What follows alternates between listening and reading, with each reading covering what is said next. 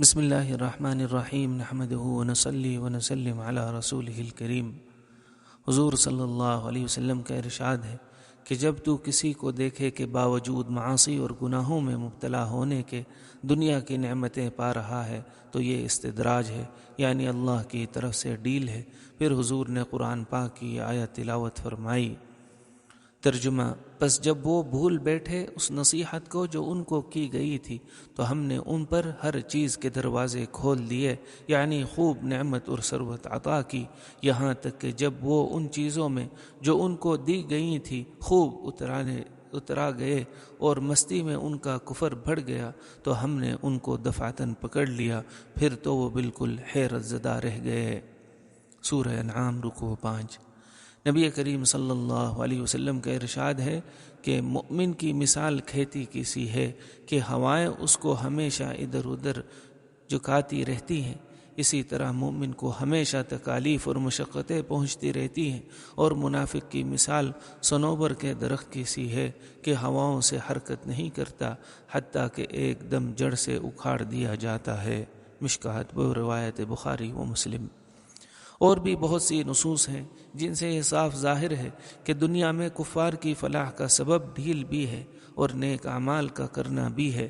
بس کفار کا جو فرد یا جماعت نیک عمل کرے گی وہ فلاح میں ترقی کرتی رہے گی اور ان کی معمولی سیئات پر یہاں گرفت نہیں ہوگی، اور مسلمان معمولی سیئات پر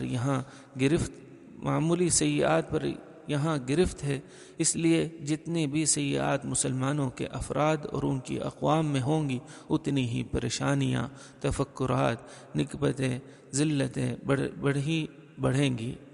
ان کے بچنے کی واحد صورت یہی ہے کہ معاصی سے خود بھی بچیں اور دوسروں کو بچانے کی کوشش کریں۔ بلائیں مومن کے ساتھ وابستہ ہیں۔ حدیث میں آیا ہے کہ بلائیں مومن کے ساتھ وابستہ رہتی ہیں، اس کے نفس میں، مال میں، اولاد میں، حتیٰ کہ وہ ایسی حالت میں مرتا ہے کہ اس پر کوئی بھی گناہ باقی نہیں رہتا۔ دوسری حدیث میں وارد ہے کہ جب حق تعالی شانہ کسی کے ساتھ خیر کا ارادہ فرماتے ہیں تو دنیا میں اس کی سزا کو نمٹا دیتے ہیں، اور جب کسی کے ساتھ اس کے برے اعمال کی کثرت کی وجہ سے برائی کا ارادہ فرماتے ہیں تو اس سے دنیا میں برائی کو روک لیتے ہیں تاکہ قیامت میں اس کو پورا فرمائیں۔ البتہ کفار پر دنیا میں ادبار مظالم کی کثرت سے ہوتا ہے، یا فسق و فجور جب انتہا کو پہنچ جائے، یا انبیاء کے ساتھ استہزاء اور مذاق میں تعدی کی گئی ہو کہ ان امور کے پائے جانے پر ڈیل نہیں ہوتی بلکہ عذاب عام نازل ہو جاتا ہے۔ چنانچہ جتنی قوموں کے ہلاکت کے قصے قرآن پاک میں مذکور ہیں وہ سب اس کے شاہد عدل ہیں، اور جتنے واقعات تاریخ کے اوراق میں سلطنتوں کے زوال کے ہیں وہ سب اس کی کھلی شہادت دے رہے ہیں کہ جہاں اور جس قوم میں مظالم کی کثرت ہوئی، مظلوم کی حمایت کا جوش ملأ اعلیٰ میں پیدا ہوا۔ اسی لیے حق تعالی شانہ کا ارشاد ہے کہ میں مظلوم کی بد دعا سنتا ہوں، خواہ کافر ہی کیوں نہ ہو۔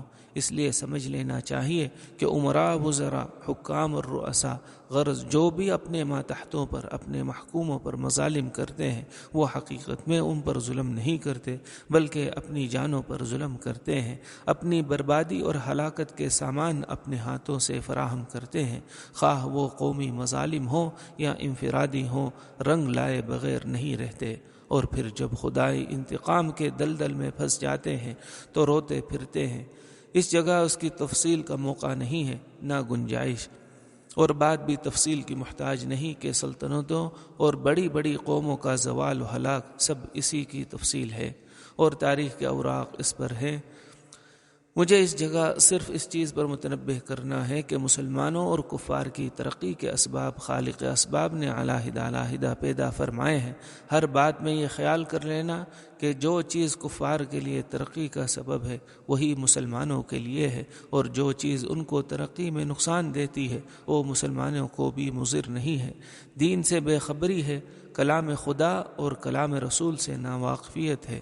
خوب سمجھ لو کہ کفار کے لیے معاصی کی سزا کا اصل محل آخرت ہے، اور کبھی کبھی بمصالح اس عالم میں بھی ہو جاتی ہیں، اور ان کی جتنی خوبیاں ہیں جو وہ جو نیک اعمال کرتے ہیں ان کا بدلہ رب العالمین اور عادل بادشاہ کے یہاں سے ضرور ملتا ہے، مگر اسی عالم میں ملتا ہے، آخرت میں کچھ نہیں ملے گا۔ اور یہ بات قرین قیاس بھی ہے، کیونکہ جب وہ آخرت کے قائل ہی نہیں ہے تو پھر آخرت کے نیک ثمرات وہاں کیوں ملیں؟